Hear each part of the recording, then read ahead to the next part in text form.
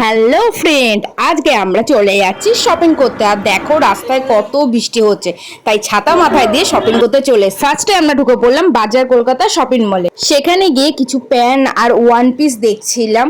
পুজোর শপিং মানে আর কিছু বলার নেই, দুর্গাপুজো এত বড় ফেস্টিভ্যাল, সেখানে শপিং তো জোরদার হতেই হবে, বুঝতেই পারছো। দুজন মিলে এদিক থেকে ওদিক ঘুরেই বেড়াচ্ছি, কারণ আমরা কিছুই চয়েস করতে পারছি না। তারপর জিন্স আর টপ নিয়ে দেখছিলাম, যদি আমার ফ্রেন্ড বলছিল ওর আবার এই টপটা ভালো লাগে, কিন্তু সাইজ নিয়ে একটু গড়বড় হচ্ছিল। তারপর আমি রেড আর পিঙ্ক নিয়ে একটু কনফিউজ ছিলাম, তার মধ্যে পিঙ্কটা ভাবছিলাম নেবো, কিন্তু আমার ফ্রেন্ড বললো এই দুটোর মধ্যে একটাও সেরকম লাগছিল না। এখান থেকে আর কিছু হলো না, তারপর তিনতলা চলে গেলাম কিছু শাড়ি কালেকশন। আর এই কালেকশন গুলো ভালোই ছিল, কিন্তু আমি বুঝে উঠতে পারছিলাম না যে আমি কি নেব।